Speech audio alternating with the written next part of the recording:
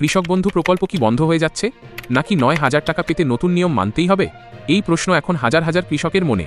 কারণ রাজ্য সরকার কৃষক বন্ধু নতুন প্রকল্প নিয়ে একটি বড় সিদ্ধান্ত নিয়েছে।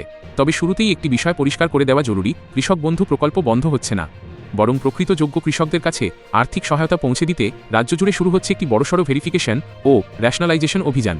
রাজ্যের কৃষি দফতর জানিয়েছে, কৃষক বন্ধু নতুন প্রকল্পের অধীনে বর্তমানে যারা সুবিধাভোগী তাদের প্রত্যেকের তথ্য নতুন করে যাচাই করা হবে। এর মূল উদ্দেশ্য যাতে সরকারি অর্থ শুধুমাত্র প্রকৃত যোগ্য কৃষকদের কাছেই পৌঁছায় এবং কোনো অযোগ্য ব্যক্তি এই প্রকল্পের সুবিধা না পান। এই ভেরিফিকেশনের অন্যতম গুরুত্বপূর্ণ অংশ হল ডেটাবেসের সঙ্গে কৃষক বন্ধুর তথ্য মিলিয়ে দেখা। অর্থাৎ কৃষক বন্ধু প্রকল্পে যারা সাধারণ সুবিধাভোগী তাদের তথ্য ডিজিটালভাবে মিলিয়ে দেখা হবে। এই তথ্য কৃষক বন্ধু পোর্টালে বিশেষভাবে চিহ্নিত বা ফ্ল্যাগ করা থাকবে, যাতে যাচাইয়ের সময় কোনো অসঙ্গতি ধরা পড়লে দ্রুত ব্যবস্থা নেওয়া যায়।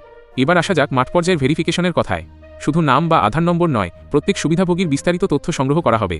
এর মধ্যে থাকবে সুবিধাভোগী এবং তার স্বামী বা স্ত্রীর ব্যাংক অ্যাকাউন্টের তথ্য, আধার নম্বর, ভোটার কার্ড বা ইপিক নম্বর এবং জমির সম্পূর্ণ বিবরণ। এছাড়াও প্রশাসন যাচাই করবে সুবিধাভোগী বা তাঁর পরিবারে কেউ কি কেন্দ্র বা রাজ্য সরকারের স্থায়ী কর্মচারী, সরকারি সংস্থা, সরকারি উদ্যোগ, পঞ্চায়েত, পৌরসভা, স্থানীয় সংস্থা অথবা সরকারি সাহায্যপ্রাপ্ত শিক্ষা প্রতিষ্ঠানে নিয়মিত বেতন বা পেনশন পান কিনা, পাশাপাশি তিনি আয়কর দেন কিনা সেটিও যাচাই করা হবে। এই সমস্ত তথ্য কৃষক বন্ধু নতুন পোর্টালে আপলোড করা হবে। এখানেই শেষ নয়, SIR 2026-এর তথ্য এই ভেরিফিকেশনের সঙ্গে যুক্ত করা হয়েছে।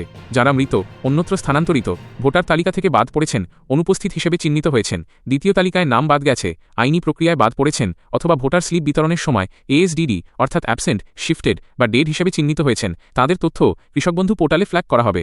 তবে যারা SIR ট্রাইব্যুনালে আপিল করেছেন অথবা যাদের নাগরিকত্ব সংশোধনী আইন অনুযায়ী আবেদন বিচারাধীন রয়েছে, তাদের তথ্যও আলাদাভাবে ফ্ল্যাগ করা হবে। অর্থাৎ তাদের বিষয়েও পৃথকভাবে প্রশাসনিক সিদ্ধান্ত নেওয়া হবে। এই ভেরিফিকেশন প্রক্রিয়ার জন্য প্রত্যেক সুবিধাভোগীকে একটি নির্দিষ্ট ফর্ম দেওয়া হবে। সেই ফর্ম সঠিকভাবে পূরণ করে প্রয়োজনীয় নথির সঙ্গে জমা দিতে হবে। কি কি নথি লাগবে? প্রথমত, সুবিধাভোগী ও তার স্বামী বা স্ত্রীর আধার কার্ডের ফটোকপি। দ্বিতীয়ত, উভয়ের ভোটার কার্ড বা ইপিকের ফটোকপি। তৃতীয়ত, জমির ROR বা রেকর্ড অফ রাইটসের ফটোকপি।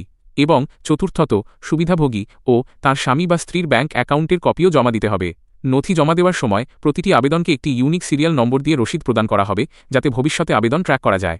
এরপর শুরু হবে বহুস্তরীয় যাচাই। আবেদন সম্পূর্ণ হলে অনুমোদিত কর্মীরা সেটি পোর্টালে আপলোড করবেন। যাচাইকারী আধিকারিক আবেদনটি পরীক্ষা করে ভেরিফাইড হিসেবে চিহ্নিত করবেন এবং নিজের সুপারিশ সহ চূড়ান্ত অনুমোদন বা প্রত্যাখ্যানের জন্য পরবর্তী কর্তৃপক্ষের কাছে পাঠাবেন।